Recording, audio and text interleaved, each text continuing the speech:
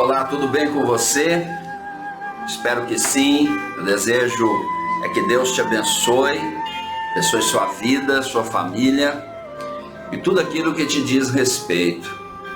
E que de alguma forma o Senhor esteja cuidando de você, cuidando dos detalhes nesse tempo, nesse período das nossas vidas. Eu estou de retorno aqui com nossa jornada da espiritualidade, hoje no capítulo 2 do Evangelho de João. Tomamos o Evangelho de João como referência para nossa leitura, para nossa meditação, para nossa jornada, por assim dizer. E eu quero trazer para você esse capítulo aqui. O que nós encontramos no capítulo 2 do Evangelho de João? Diz o texto da Bíblia Sagrada: 3 dias depois houve um casamento em Caná da Galileia, achando-se ali a mãe de Jesus. Jesus também foi convidado com seus discípulos para o casamento, e tendo acabado o vinho, a mãe de Jesus disse: eles não têm mais vinho. Mas Jesus lhe disse: mulher, o que eu tenho contigo? Ainda não é chegada a minha hora. Então ela falou aos serventes: fazei tudo o que ele vos disser. Estavam ali 6 talhas de pedra que os judeus usavam para as purificações, e cada uma levava 2 ou 3 metretras, que era em torno de 28 a 25 litros. Jesus disse: enchei de água as talhas, e eles encheram totalmente. Então lhes determinou: tirai agora e levai ao mestre-sala. Eles o fizeram. Tendo o mestre-sala provado a água transformada em vinho, não sabendo de onde viera, e se bem que sabiam os serventes que haviam tirado a água, chamou o noivo. E ele lhe disse: todos costumam pôr primeiro o bom vinho, e quando já beberam fartamente os convidados, servem o inferior. Tu, porém, guardaste o bom vinho até agora. Com este deu Jesus princípio aos sinais em Caná da Galileia, manifestou a sua glória, os seus discípulos creram nele. Até aqui, esse ponto. O capítulo 1, nós vimos no vídeo anterior, André tinha conduzido Pedro, Simão Pedro, seu irmão, a Jesus. Depois Filipe chamou Natanael, e Natanael fica surpreso com a declaração que Jesus havia lhe falado sobre ter visto Natanael debaixo da figueira. E Jesus termina a fala com eles ali no capítulo 1, dizendo: vereis os céus abertos e os anjos subindo e descendo sobre o Filho do Homem. Aí o texto continua: 3 dias depois teve uma festa de casamento em Caná da Galileia. É aqui que a gente vai entender o contexto e agora a sequência do texto. É assim que a gente tem que perceber. Quando você tiver dúvida num livro, procura o contexto, procura achar o contexto do que aconteceu antes, o enredo e o que está por acontecer. Ok? Então, Maria havia descido para Caná da Galileia para ajudar na festa. Maria era uma pessoa muito relacionável, ela era muito dinâmica, ela era prestativa. E Nazaré da Galileia não está muito longe de Caná, só tinha um vilarejo ali entre eles, então está um pouco, Nazaré mais ao sul, geograficamente olhando, e Caná da Galileia mais ao norte, não muito longe. E era um vilarejo ali segundo os estudiosos, não tinham mais que 600 habitantes naquele vilarejo. Era pequeno, todo mundo conhecia todo mundo. E as pessoas se envolviam nas causas sociais, e elas se ajudavam, se amavam. Como é gostoso essa ideia de um vilarejo, né? De uma vila, onde todos se conhecem, as pessoas buscam o bem comum. E foi pensando no bem comum que Maria desce para ajudar nessa festa. O enredo é que ela foi antes, mulheres, nesse movimento de mulheres estavam se preparando ali, se organizando, para que acontecesse da melhor forma possível, para que os noivos ficassem tranquilos com aquele trabalho de organização de evento. Tem que recepcionar os convidados, tem que pensar na comida, o quanto de comida. Os casamentos naquela época não eram de um dia só, há relatos dos estudiosos que tinham casamentos que duravam 7 dias de festa. Então era uma festa cheia, era uma semana de festividades. Então era festa com força, como diz o Mato Grossense. E aí Maria está envolvida nesse enredo, está envolvida com essas mulheres, há um burburinho, um vozerio, a noiva experimentando o vestido, a noiva nas expectativas, nas melhores expectativas, de tudo sair bem, dar certo, o noivo apreensivo, mantendo a pose, por dentro está tremendo, né, igual vara verde, mas estava mantendo a pose. Então tem todo esse enredo, esse cenário, essas expectativas, essas emoções, as músicas, quem vai cantar, vai ter copo para todo mundo. Naquela época não tinha as taças que nós temos hoje, descartáveis, os copos descartáveis. Naquela época os copos eram mais robustos. Então quem vai emprestar copo para que todos bebam, talheres, né, os pratos. Então, a decoração, então tudo é uma logística muito grande. E Jesus e seus discípulos foram convidados a essa festa. Não relata o número de discípulos, não citemos aqui o número de discípulos que estavam acompanhando Jesus nessa ocasião específica. E interessante que o enredo, a conversa se dá que quando Jesus chega, ele está ali. A espiritualidade, que é o nosso tema, ela é diferente da religiosidade. Quando se fala em religião, a religião está mais voltada a um cunho mais social, onde as pessoas vão a um determinado lugar em grupo e ali elas têm uma participação em comum das suas crenças, dos seus ritos, dos seus costumes. Mas a espiritualidade ela é mais individual. E nesses tempos, nesses dias que nós estamos vivendo no Brasil e no mundo, nós somos chamados a exercitar nossa espiritualidade. Ou seja, é quando eu não posso reunir com o meu grupo como eu fazia, quando eu não posso estar junto com aquela turma, com aquele pessoal, aquela expectativa de encontrar no próxima reunião, no próximo culto. E agora, eu estou sozinho. E eu estar sozinho vai desenvolver dentro de mim pensamentos e diálogos. E esses diálogos e pensamentos, em algumas vezes, talvez na sua maioria, eles são diálogos pesados. Eu preciso ter uma robustez espiritual para poder vencer nessa etapa da vida. As pessoas que caminharam perto de mim, meus discípulos, eu sempre procurei passar para eles uma base espiritual individual para que eles pudessem ficar firmes no dia das adversidades.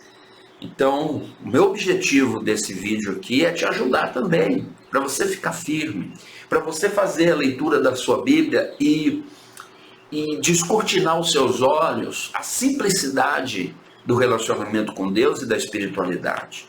Nós vemos aqui que Jesus foi a esse casamento, ele foi convidado e foi. Ele era uma pessoa super espiritual, porém não religiosa. Ele não se prendia na cultura religiosa da sua época e do seu país. Ele estava rompendo numa novidade. O movimento que Jesus fazia e que ele representava, e ele chamava pessoas a participar, era voltado mais para a espiritualidade robusta com Deus.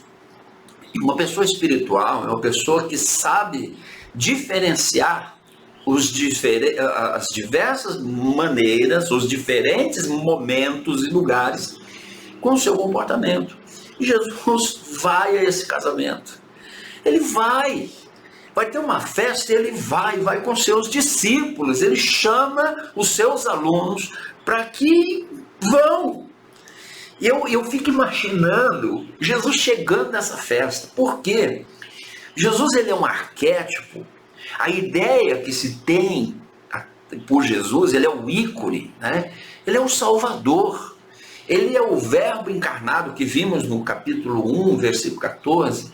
O verbo se fez carne e habitou entre nós.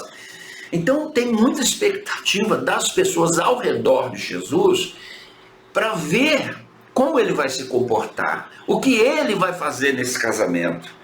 E Jesus vai nesse casamento de uma forma muito espiritual. E aí que ele frustra os religiosos. A frustração dos religiosos se dá quando nessa ocasião Jesus é comunicado por Maria, sua mãe, e fala: eles não têm mais vinho, acabou o vinho. E Jesus falou assim, e eu conheço. No primeiro momento eu falo: e aí? Não é chegada a minha hora, esse não é meu casamento, no meu casamento não vai faltar.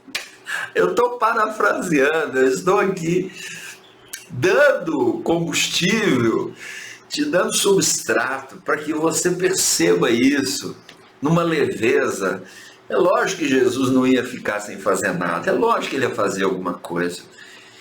E aí toda mãe conhece o filho. Maria deve ter olhado e visto a reação, alguma microexpressão ou macroexpressão de Jesus, que ela olhou para o servente e falou assim: façam tudo o que ele vos mandar. Mas eu acredito que Maria não esperava, ninguém ali esperava o que estava por acontecer. Talvez Maria falou assim: vou falar com Jesus, quem sabe ele conhece o cara que serve as bebidas lá. E ele passa um WhatsApp para o cara chega aqui com mais vinho. Talvez eu for falar com Jesus, talvez ele tenha seus discípulos façam uma vaquinha, juntem um dinheiro e compre mais vinho. Ter acabado o vinho nesse alto da festa, para aquele casal, aqueles noivos que estavam iniciando a vida junto, uma história junto, uma família, o sonho, a expectativa: vamos lá, mozão, vai dar tudo certo, mozão, vamos fazer assim, eu cuido de você, você cuida de mim. Então essa coisa toda que envolvia no interior, era muito frustrante passar por essa vergonha, porque ficaria evidente que eles não tiveram planejamento, ficaria evidente que eles se passariam por irresponsáveis. Como é que você faz uma festa, dá uma festa, chama a gente e você chama um público para ver a sua vergonha? Seria mais ou menos essa ideia que seria passado para eles. Você fala: poxa, imagina você vai casar no seu casamento e tal, você convida um número de pessoas e de repente a comida ou a bebida que você vai servir, ela representa 30% da fração dos convidados. Vai ter gente que vai beber e tem gente que não vai beber. Imagina a vergonha. Imagina o comentário depois no Face, no Instagram, nos WhatsApps, os vídeos, né? Aquelas comentários, af. Então os comentários viriam. E o que Jesus fez? Jesus transforma a água em vinho. Mas no contexto de pensar em guardar o coração daquele casal que estava iniciando a vida, para que não tivesse uma vexação pública. Jesus está transformando a água em vinho, em um bom vinho. É um milagre singular, diferente, porque algumas pessoas não pregam, eles fogem, alguns líderes religiosos, algumas pessoas religiosas, elas fogem do capítulo 2 do Evangelho de João, principalmente nessa parte aqui. E também fogem um pouco da parte B, que já vamos ver. Elas fogem porque Jesus, indo numa festa com seus discípulos, acabou o vinho, os convidados da festa tinham bebido bastante. Quem entende de grego e já estudou um pouquinho, e a gente é inspirado e convidado, quando você vai fazer teologia, você é inspirado e convidado, ou seja, você tem que passar por ali, tem que fazer essas aulas. Tem um termo ali: já beberam fartamente, já beberam bastante, quer dizer, já estavam zonzos. E Jesus transforma a água em vinho nas talhas de purificação dos judeus. É isso que é mais legal. As 6 talhas de purificação. Depois você multiplica aí, 38 vezes 6, quantos litros vão dar de vinho, de bom vinho. E aí, eram as águas, essas talhas tinham as águas, que era um ritual de purificação. Jesus pôs o vinho lá, transformou água em vinho lá dentro. Isso aí é para arrepiar o cabelo da nuca da tigrada lá, né? E Jesus, ele está salvando, na verdade, esse casal da vergonha. Ele está salvando esse casal de uma crença limitante ser instalada neles no seguinte sentido: poxa, no dia do casamento já faltou, então a gente tem que acostumar, porque na vida sempre vai faltar. A alegria de pobre dura pouco, sorte de pobre não perdura, né? Deus dá, o diabo carrega. Então existem muitas crenças limitantes e até frases que as pessoas falam e elas não se percebem, mas isso está dentro delas por causa das suas matrizes, e que acabam levando uma vida de limitação. Jesus está aí evitando essa crença, porque ia ser uma crença muito forte, porque é no dia de casamento, tem convidado, as emoções estão à flor da pele, e aí vem a falta, acabou, não tem, e agora? Ia ser uma crença emocional muito forte, ia ser uma crença potencializadora, e eles iam arrastar por toda a vida. E Jesus, com muito amor, com muita graça, ele não deixa isso acontecer. E a festa continua. E o texto diz assim, não nos dá mais informações, fala assim: com este, Jesus começou seus sinais. Com essa atitude, Jesus começou os sinais na vida daquela família e nos que estavam na festa. Então, às vezes a gente fica preocupado com muitas coisas em relação à nossa vida, mas lembre-se que Jesus, na sua espiritualidade, ele está entrando e ele começa um novo ciclo de sinais, começa a fazer sinais. Ele começa a nos guardar das crenças limitantes serem instaladas. Ele quer nos guardar daqueles medões, daquelas coisas assombrosas. Então permita no seu coração que a presença do Cristo, a presença de Jesus seja maior do que qualquer crença limitante. Confia. Assim como ele foi convidado e foi, se ele for convidado, ele vai também. Se você o convidar, ele vai até você. Ele vai se aproximar de você. E ele vai fazer alguma coisa, necessariamente não seja transformar água em vinho, que talvez não seja essa a sua necessidade, mas ele vai fazer alguma coisa para te ajudar. Creia nisso.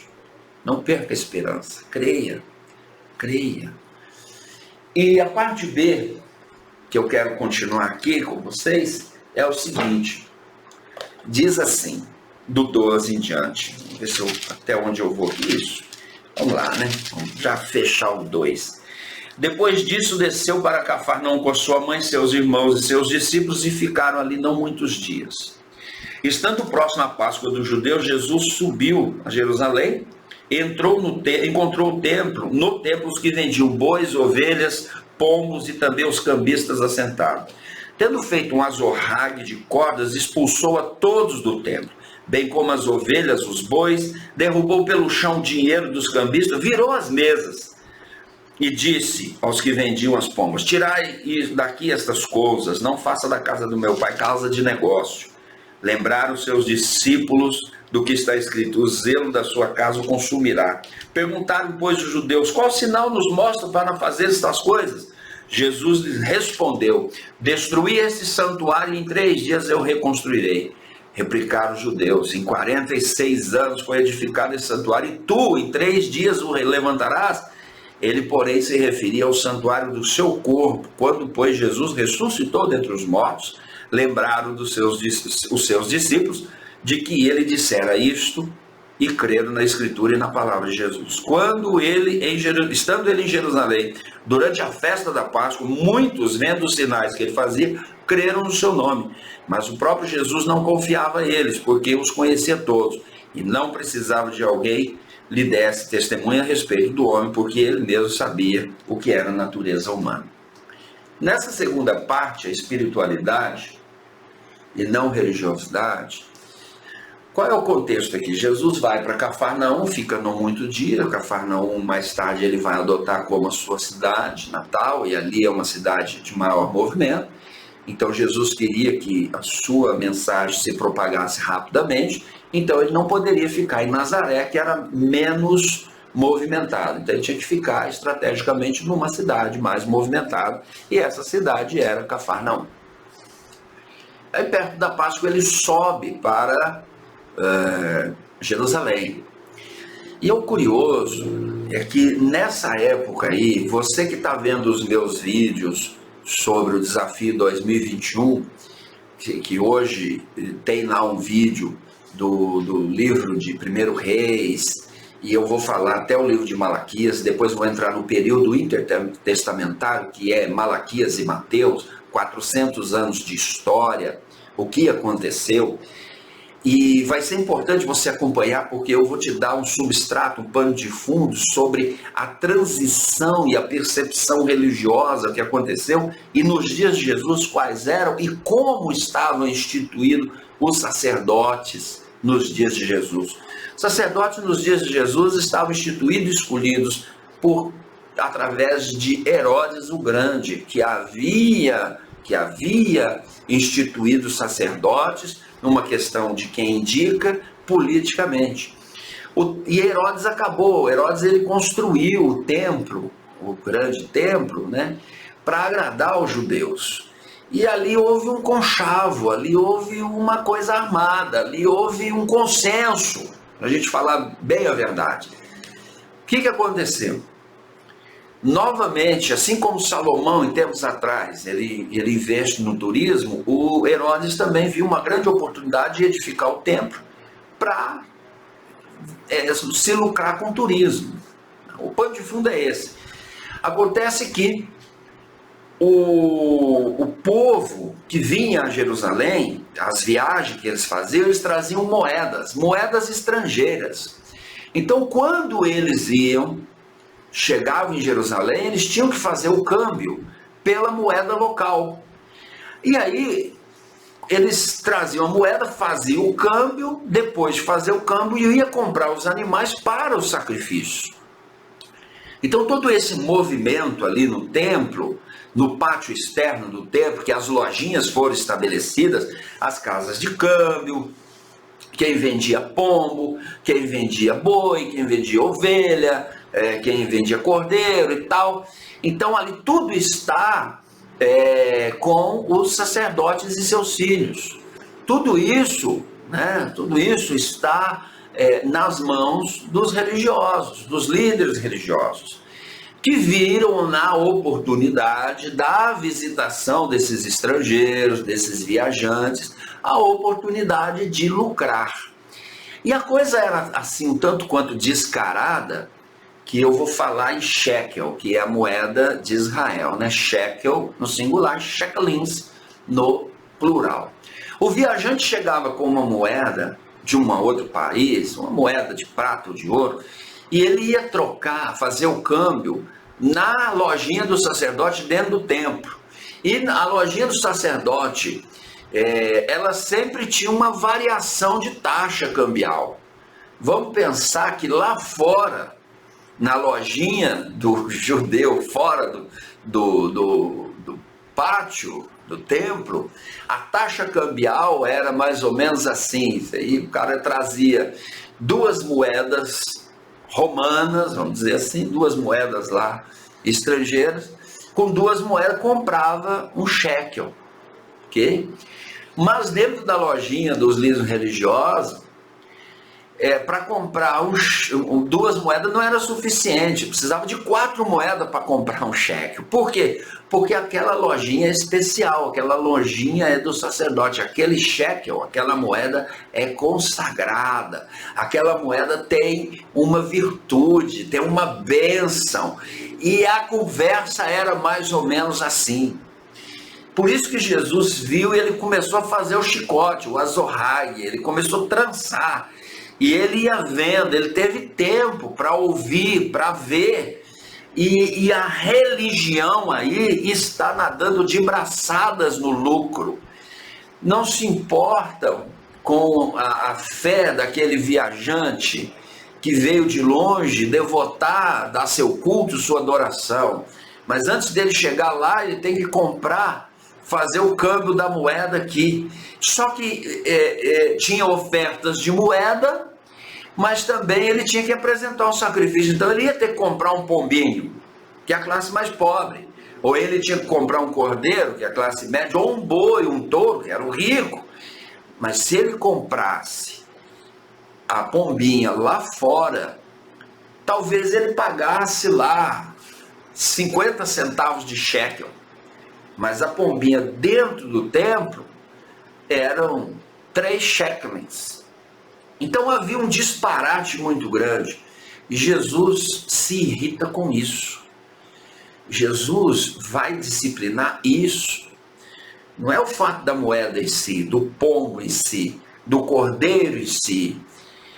É a expertise, é o lucrar nas costas dos pobres, coitados, dos simples. É a história espiritual que se contava para dar validade ao valor, agregar valor pedido por aquele objeto ou por aquele animal. Entendeu isso? E Jesus acaba fazendo um auê. E ele diz: não faça da casa do meu pai casa de comércio. Ele estava lucrando com a religião. Hoje em dia o que não falta é lucro com religião.